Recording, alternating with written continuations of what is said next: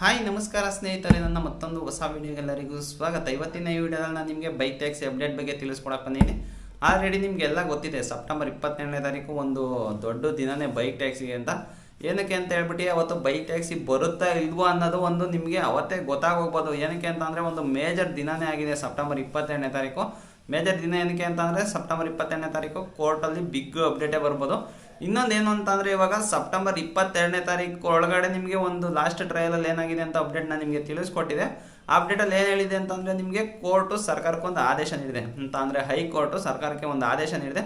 ಸರ್ಕಾರಕ್ಕೆ ಏನಪ್ಪ ಆದೇಶ ನೀಡಿದೆ ಅಂತಂದರೆ ನೀವು ಸೆಪ್ಟೆಂಬರ್ 22ನೇ ತಾರೀಕು ಒಳಗಡೆ ಬೈಕ್ ಟ್ಯಾಕ್ಸಿ ಪಾಲಿಸಿ ಬಗ್ಗೆ ನಿಮ್ಮ ನಿಲುವನ್ನು ತಿಳಿಸ್ಕೊಡಿ ಅಂತ ಹೇಳ್ಬಿಟ್ಟು ಈಗ ಹೈಕೋರ್ಟು ಸರ್ಕಾರಕ್ಕೆ ಹೇಳಿದೆ. ಈಗ ಹೈಕೋರ್ಟು ಸರ್ಕಾರಕ್ಕೆ ಅದನ್ನು ಹೇಳಿರೋದ್ರಿಂದ ಈಗ ಸರ್ಕಾರನೂ ಕೂಡ ಅದ್ರ ಬಗ್ಗೆ ಒಂದು ತೀರ್ಮಾನ ತಗೋಬೇಕು.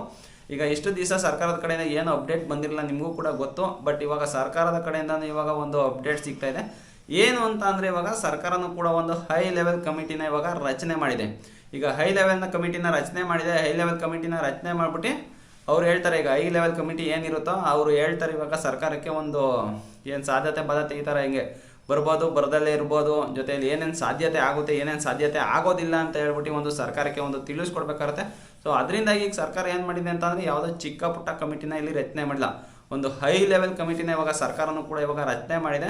ಆಮೇಲೆ ಫುಲ್ಲು ನಾನು ನಿಮಗೆ ಡೀಟೇಲ್ಸ್ಗೆ ಒನ್ ಬೈ ಒನ್ ತಿಳಿಸ್ತಾ ಹೋಗ್ತೀನಿ. ಈಗ ಕಮಿಟಿಲಿ ಯಾರ್ಯಾರು ಇದ್ದಾರೆ ಅಂತ ಹೇಳ್ಬಿಟ್ಟು ನಾನು ನಿಮಗೆ ತಿಳಿಸ್ಕೊಡ್ಬೇಕಲ್ಲ, ಅದರಿಂದ ಈಗ ಕಮಿಟಿಲಿ ಯಾರ್ಯಾರು ಇದ್ದಾರೆ ಅಂತ ಹೇಳ್ಬಿಟ್ಟು ನಾನು ನಿಮಗೆ ತಿಳಿಸ್ತಾ ಹೋಗ್ತೀನಿ.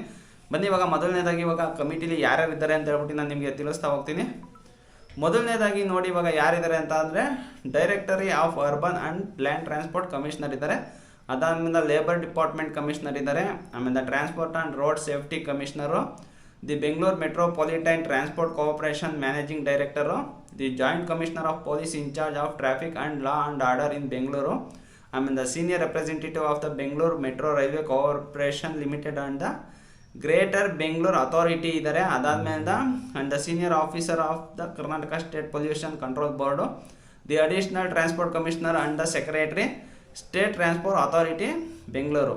ಟೋಟಲ್ ಆಗಿ ಈಗ 14 ಜನದ ಒಂದು ಹೈ ಲೆವೆಲ್ ಕಮಿಟಿನ ಇವಾಗ ಸರ್ಕಾರ ಒಂದು ರಚನೆ ಮಾಡಿದೆ. ಈಗ ಹೈ ಲೆವೆಲ್ ಕಮಿಟಿನ ಏನು ರಚನೆ ಮಾಡಿದೆಯೋ ಅವರೆಲ್ಲ ಇವಾಗ ಡಿಸ್ಕಷನ್ ಮಾಡ್ತಾರೆ. ಕಮಿಟಿಲಿ ಡಿಸ್ಕಷನ್ ಮಾಡಿಬಿಟ್ಟು ಇವಾಗ ಏನು ಸಾಧ್ಯತೆ ಇದೆ, ಏನು ಸಾಧ್ಯತೆ ಇಲ್ಲ ಅಂತ ಹೇಳ್ಬಿಟ್ಟು ಒಂದು ಫುಲ್ ಚರ್ಚೆ ಮಾಡ್ತಾರೆ. ಚರ್ಚೆ ಮಾಡಾದ್ಮೇಲಿಂದ ಒಂದು ಸರ್ಕಾರಕ್ಕೆ ಒಂದು ಅಡ್ವೈಸ್ನ ಮಾಡ್ತಾರೆ.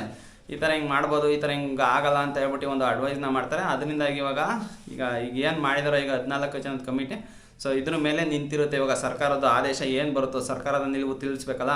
ಸೊ ಸರ್ಕಾರ ಏನು ನಿಲುವು ತಗೊಳುತ್ತೆ ಅಂತ ಹೇಳ್ಬಿಟ್ಟು ಇವರಿಷ್ಟು ಜನ ಒಂದು ಅಡ್ವೈಸ್ನ ಕೊಡ್ತಾರೆ. ಈಗ ಏನು ಚಿಕ್ಕ ಪುಟ್ಟದವರಲ್ಲ ಇವರೆಲ್ಲ. ಸೊ ಒಂದು ಹೈ ಲೆವೆಲ್ ಕಮಿಟಿನೇ ಇದು. ಈ ಹೈ ಲೆವೆಲ್ ಕಮಿಟಿಲಿ ಅವ್ರವ್ರಿಗೆ ಏನೇನು ಅನಿಸುತ್ತೋ ಅನ್ನೋದನ್ನೆಲ್ಲ ಇವರು ತಿಳಿಸ್ತಾರೆ, ಚರ್ಚೆ ಮಾಡ್ತಾರೆ. ಎಲ್ಲ ಚರ್ಚೆ ಮಾಡಿಬಿಟ್ಟು ಕೂಡ ಇವಾಗ ಸರ್ಕಾರಕ್ಕೆ ತಿಳಿಸ್ಕೊಡ್ತಾರೆ. ಇದ್ರ ಮೇಲೆ ಸೆಪ್ಟೆಂಬರ್ 22ನೇ ತಾರೀಕು ಒಳಗಡೆ ಇವರು ಕೂಡ ಇವಾಗ ತಿಳಿಸ್ತಾರೆ. ಅಂತಂದರೆ ಇಷ್ಟು ದಿನ ಯಾವುದೇ ಆದಂಥ ಅಪ್ಡೇಟ್ ಸಿಕ್ಕಿರಲಿಲ್ಲ ನಮಗೆ, ಅಂದರೆ ಸರ್ಕಾರದ ಕಡೆಯಿಂದ ಯಾವುದೇ ಆದಂಥ ಅಪ್ಡೇಟ್ ಸಿಕ್ಕಿರಲಿಲ್ಲ. ಅಲ್ಲೇ ತುಂಬ ದಿವಸ ಆಯಿತು ಇವಾಗ ಕೋರ್ಟ್ ಹೇಳಿ.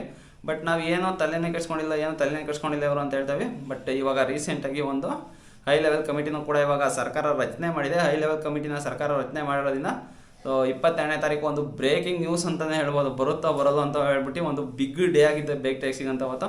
ಸೊ ಕಾರ್ ನೋಡೋಣ ಸ್ನೇಹಿತರೆ, 22ನೇ ತಾರೀಕು ಒಳಗಡೆ ಏನಾಗುತ್ತೆ ಅಂತ ಹೇಳ್ಬಿಟ್ಟು.